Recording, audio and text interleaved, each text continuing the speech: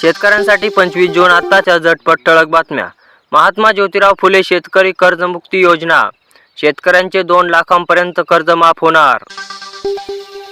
तेलंगणातील शेतकऱ्यांना 2 लाखांपर्यंतची कर्जमाफी. मुख्यमंत्री रेवंत रेड्डींची घोषणा. किसान न्यायमूर्तीची ही घोषणा. नाफेडने थकविले शेतकरी उत्पादन कंपन्यांचे 15 कोटी रुपये. 150 कंपन्या अडचणीत. शेतकऱ्यांनी उठविला आवाज. सोयाबीनच्या अंकुरावर पैशाचा घाला. अकोला तालुक्यातील गेल्या आठवड्याभरात लागवड झालेल्या कपाशी सोयाबीनच्या अंकुरावर वाणी किडीचा हल्ला.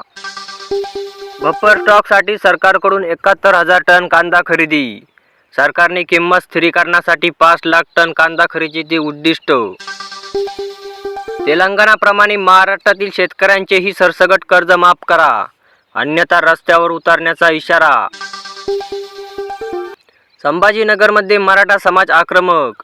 मनोज जरांगे यांना विरोध करणाऱ्या डॉक्टरला फासले काळे. वातावरण तापण्याची शक्यता. राज्यात दंगली घडवण्याचा भुजबळ यांचा डाव. या वयात मराठ्यांची नाराजी ओढून घेऊ नका.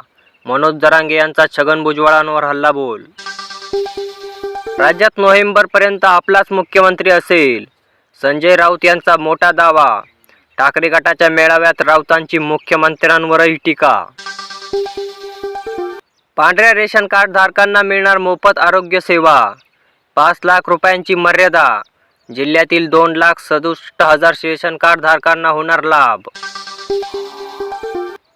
शेतकऱ्यांचा जमीन अधिग्रहण थांबवून भक्ती महामार्ग रद्द करा.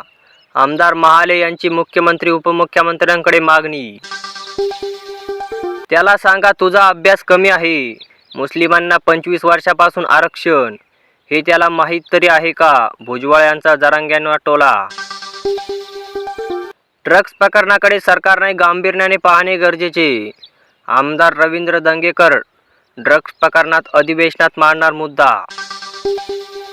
शेतकऱ्यांना भरली धडकी. शेतकऱ्यांचे पीक नियोजनही बदलण्याची शक्यता.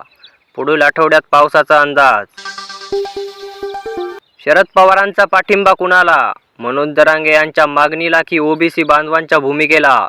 वंचित आघाडीचा थेट सवाल.